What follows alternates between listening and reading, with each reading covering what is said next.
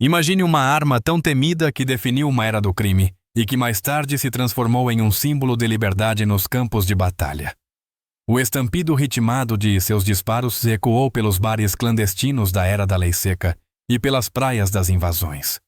Ela foi empunhada tanto por fora da lei quanto por libertadores, por criminosos e por heróis. Como a submetralhadora Thompson, notória por suas ligações com gangsters, tornou-se uma heroína em momentos críticos da história. Esta não é apenas uma história sobre uma arma. É a história da transformação radical de uma lenda, de uma criação nascida com intenções nobres, que caiu na infâmia e acabou se redimindo no cadinho do maior conflito do mundo. A história da submetralhadora Thompson não começa no submundo sombrio de Chicago, mas sim nas trincheiras da Primeira Guerra Mundial. Em 1917, a Grande Guerra havia se transformado em um impasse aterrorizante. Soldados amontoavam-se em trincheiras lamacentas, separados de seus inimigos por poucos metros de terra devastada. Quando vinha a ordem para subir e avançar, homens armados com rifles de ferrolho se viam tragicamente mal equipados para o combate corpo a corpo brutal que irrompia dentro das trincheiras inimigas. O que a infantaria precisava desesperadamente não era de um rifle feito para tiros de longa distância, mas de uma arma capaz de varrer espaços confinados com fogo automático avassalador, uma vassoura de trincheira que pudesse mudar o rumo do combate corpo a corpo. Surge então John Taliaferro Thompson, um oficial de carreira do Exército dos Estados Unidos que havia alcançado o posto de general de brigada. Thompson não era estranho ao desenvolvimento de armas de fogo, já havia trabalhado no Departamento de Armamentos do Exército e compreendia o problema fundamental enfrentado pela infantaria moderna.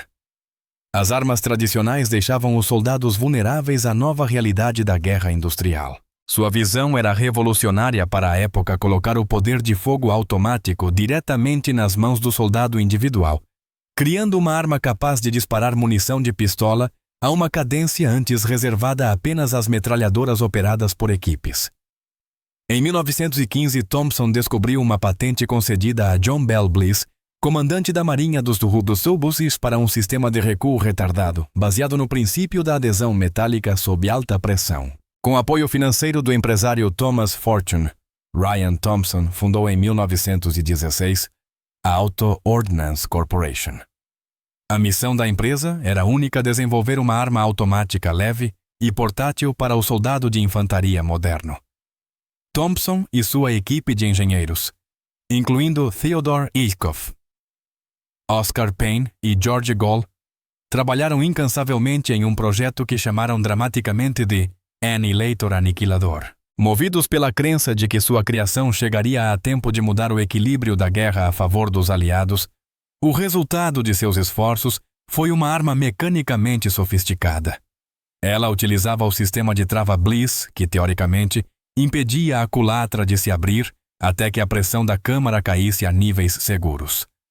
A Thompson disparava o cartucho 45 AECP, Automatic Colt Pistol, o mesmo usado na pistola padrão do exército americano. Uma escolha deliberada, a munição era facilmente disponível e tinha poder de parada comprovado. A arma apresentava um cano reforçado com aletas de resfriamento, uma empunhadura frontal vertical característica, e podia usar tanto carregadores retos de 20 ou 30 tiros, quanto tambores circulares de 50 ou 100 tiros. Mas o destino tinha outros planos. Quando os protótipos da submetralhadora Thompson ficaram prontos para envio em 1918, a guerra terminou apenas 2 dias antes que chegassem à Europa. Os enormes contratos militares que Thompson havia previsto evaporaram da noite para o dia. Com a transição para tempos de paz, o exército mostrou pouco interesse em uma arma cara, quando os rifles de ferrolho haviam cumprido bem seu papel. O custo de produção extremamente alto, cerca de $200 por unidade em 1920, equivalente a mais de $300, hoje tornava a Thompson proibitivamente cara para a maioria dos compradores potenciais. O que deveria ser uma ferramenta de libertação para soldados americanos tornou-se um produto desesperado por encontrar um mercado. O primeiro modelo de produção, designado Modelo 1921, entrou em fabricação limitada, mas as vendas permaneceram fracas ao longo da década de 1920, A transformação da submetralhadora. Thompson, de equipamento militar a ícone criminoso, ocorreu sobre o pano de fundo de um dos experimentos sociais mais turbulentos da América. Em 1920, a 18ª emenda e a Lei Volstead instauraram a lei seca proibindo a fabricação, transporte e venda de bebidas alcoólicas em todo o país. O que os legisladores imaginaram ser uma cruzada moral acabou criando um vasto império criminoso. As organizações de crime organizado, percebendo o imenso potencial de lucro no álcool ilegal, transformaram-se de operações de rua em negócios sofisticados, e essas organizações precisavam de poder de fogo. A Thompson encontrou seu mercado não intencional. Empresas criminosas enriquecidas com o contrabando de bebidas podiam facilmente arcar com o alto preço da arma. Mais importante ainda, a Thompson oferecia capacidades que se encaixavam perfeitamente nas disputas territoriais violentas e nas ações de execução que caracterizavam as guerras entre gangues. Enquanto um revólver ou espingarda precisava ser recarregado após apenas alguns disparos, a Thompson podia liberar um poder de fogo devastador de forma contínua. Seus projéteis calibre 45 possuíam um tremendo poder de parada, e sua alta cadência de tiro, aproximadamente 800 disparos por minuto, nos primeiros modelos, permitia que um único atirador alcançasse efeitos que antes exigiam vários homens armados. A arma ganhou seu infame apelido máquina de escrever de Chicago Typewriter. Nessa época, uma referência tanto ao som ritmado de seus disparos quanto à sua associação com o notório cenário de gangues da Cidade dos Ventos. Chicago tornou-se sinônimo de violência armada com Thompsons. O massacre do Dia de São Valentim, em 1929, é o exemplo mais famoso. 7 membros da gangue North Side, liderada por George Bus Moran, foram metralhados sistematicamente, atingidos por cerca de 70 disparos de submetralhadoras Thompson. Embora se acreditasse amplamente que o massacre fora orquestrado pela organização de Al Capone, ninguém jamais foi condenado pelo crime. As 2 Thompsons usadas no massacre foram recuperadas 10 meses depois em Michigan, após o gangster Fred Killer Burke matar um policial durante uma abordagem de trânsito. Testes balísticos confirmaram que aquelas eram as armas do massacre, mas Burke nunca foi acusado por essas mortes. Chicago foi apenas o palco mais visível da carreira criminosa da Thompson, de Nova York a Kansas City, de Detroit a Nova Orleans. Figuras do crime organizado reconheceram a vantagem tática que a arma proporcionava.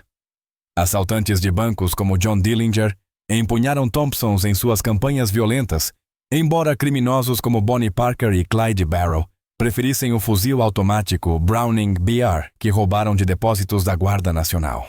A capacidade da arma de penetrar na lataria e nos motores dos carros da polícia a tornava especialmente valiosa para criminosos tentando escapar de emboscadas ou bloqueios rodoviários. A mídia e a indústria do entretenimento aproveitaram o apelo visual dramático da Thompson. Jornais publicavam fotos das armas apreendidas ao lado de matérias sobre violência de gangues. Hollywood destacou a Thompson em filmes de gangster que fascinaram o público da era da Depressão. A Thompson tornou-se mais do que uma arma de fogo, tornou-se um símbolo cultural da ilegalidade e da violência e do lado sombrio do sonho americano durante a Lei Seca e a Grande Depressão. As agências de aplicação da lei, percebendo que estavam em desvantagem de poder de fogo, também começaram a adotar a Thompson. O FBI, as polícias estaduais e departamentos municipais passaram gradualmente a inquiri-la, voltando a arma contra aqueles que a haviam tornado famosa. Mas na consciência pública, o dano já estava feito. A submetralhadora Thompson, criada para defender a democracia nas trincheiras da França, tornara-se indissociavelmente ligada ao submundo do crime. À medida que a década de 1930 avançava e as sombras de outro conflito global se estendiam pela Europa, os planejadores militares começaram a reavaliar armas que antes haviam desprezado. Apesar de sua reputação duvidosa, a Thompson possuía características que se alinhavam surpreendentemente bem às doutrinas táticas emergentes.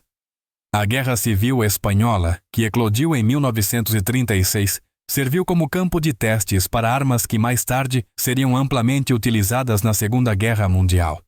Observadores militares notaram a eficácia das submetralhadoras em combates urbanos e operações de assalto, validando conceitos que John Thompson havia proposto 2 décadas antes. Quando a guerra eclodiu na Europa em setembro de 1939, o Reino Unido enfrentou a perspectiva de lutar contra um inimigo mecanizado moderno.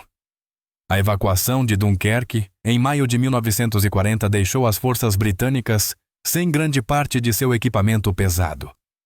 A ameaça de invasão alemã era real, e a Grã-Bretanha precisava desesperadamente de armas.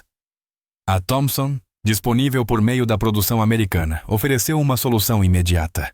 O Reino Unido acabou comprando mais de 100 do Thompsons, tornando-se um dos primeiros e mais importantes clientes militares da arma. Os comandos britânicos, unidades de elite, criadas para realizar incursões contra a Europa, ocupada pelos nazistas, adotaram a Thompson com entusiasmo. Treinados para ações rápidas, agressivas e de retirada veloz, os comandos acharam a arma perfeitamente adequada às suas necessidades.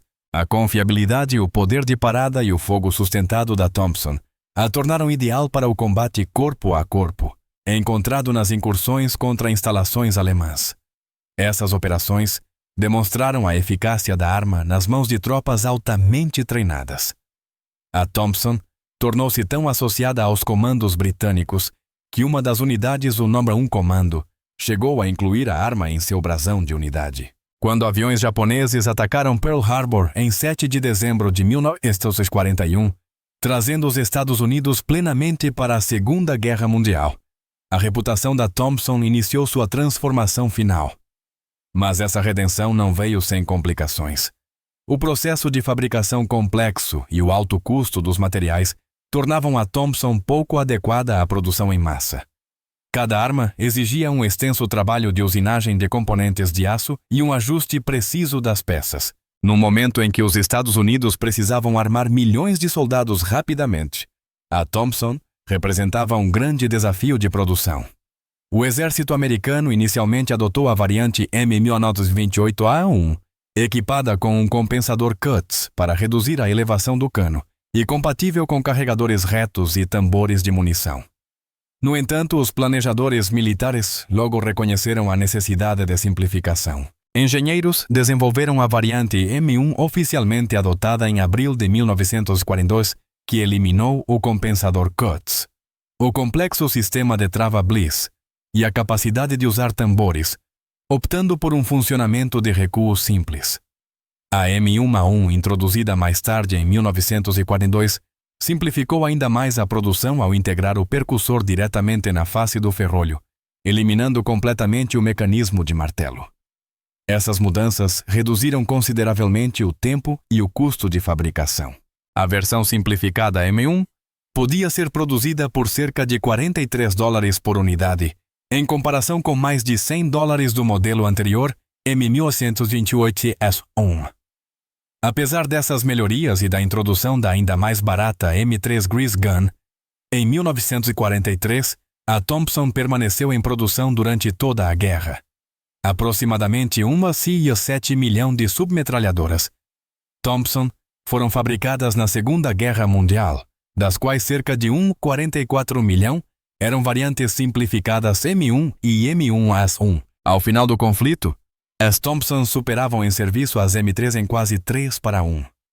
Um testemunho da contínua demanda pela arma mesmo com seu custo mais elevado. A Thompson garantiu seu lugar na história militar através de seu desempenho em combate. Nas Sebes da Normandia, após a invasão do dia 16 de junho de 1944, a infantaria americana enfrentou combates em um campo cercado por muros de terra antigos e vegetação densa. Os confrontos ocorriam a distâncias medidas em jardas, não em centenas de metros. A Thompson destacou-se nesse ambiente, fornecendo aos líderes de esquadrão e às unidades de assalto o poder de fogo necessário para dominar as posições defensivas alemãs nos brutais combates de curta distância que caracterizaram a campanha da Normandia. Paraquedistas e rangers americanos, que recebiam Thompsons com mais frequência do que as unidades de infantaria regulares, valorizavam a arma pelo tipo de combate corpo a corpo exigido por suas missões. No Teatro do Pacífico, a Thompson mostrou-se igualmente valiosa, sob condições radicalmente diferentes. A guerra na selva impunha desafios únicos: visibilidade limitada, combates extremamente próximos a alta umidade e a presença constante de umidade e elementos corrosivos. A construção robusta e a confiabilidade relativa da Thompson permitiam que ela suportasse condições que tornavam outras armas inoperantes. Os fuzileiros navais dos Estados Unidos, que avançavam de ilha em ilha pelo Pacífico, confiavam na Thompson para limpar bunkers japoneses, cavernas e posições fortificadas. Seu poder de parada era especialmente valorizado ao enfrentar soldados inimigos determinados em combates a curta distância. No entanto, a Thompson não era isenta de limitações no Pacífico. O projétil calibre .45 de baixa velocidade tinha dificuldade para penetrar a vegetação densa e troncos de árvores finos, reduzindo sua eficácia em áreas de floresta pesada. Algumas unidades de fuzileiros eventualmente preferiram o fuzil automático Browning Bar para patrulhas na selva, pois seu cartucho calibre .30 oferecia melhor penetração. As forças da Commonwealth, incluindo tropas da Austrália e da Nova Zelândia, inicialmente usaram a Thompson extensivamente, mas gradualmente a substituíram por armas mais leves, como as submetralhadoras Owen e Austin, devido a preocupações com o peso e dificuldades logísticas de abastecimento.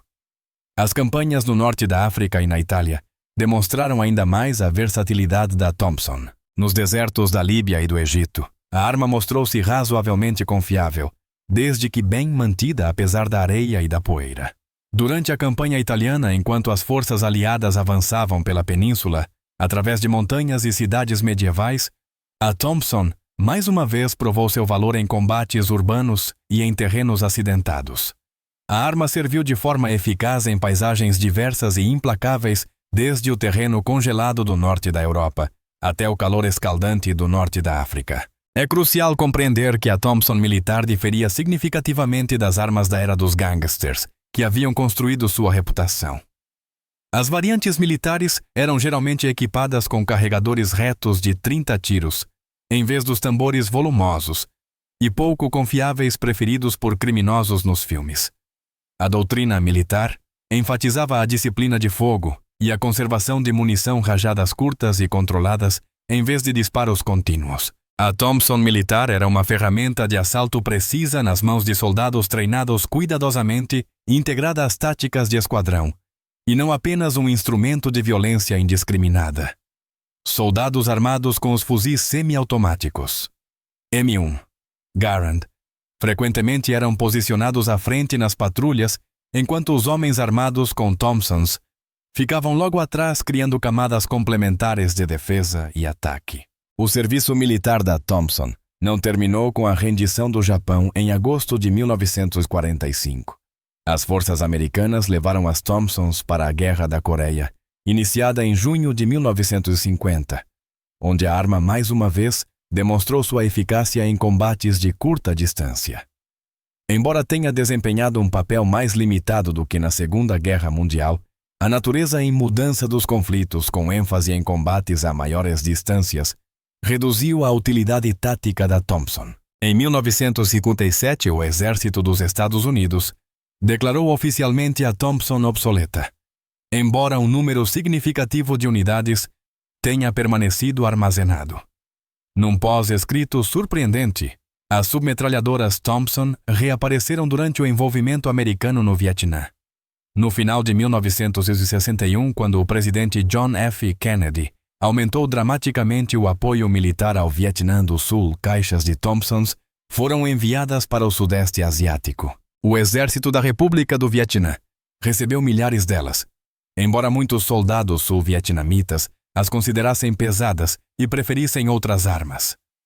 Assessores americanos, unidades de reconhecimento e até alguns membros da Marinha dos Estados Unidos, que operavam em áreas costeiras, utilizaram Thompsons durante o início e meados da década de 1960. Alguns soldados americanos chegaram a encontrar Vietcongs armados com Thompsons capturadas ou recebidas de outras fontes, no final da década de 1960.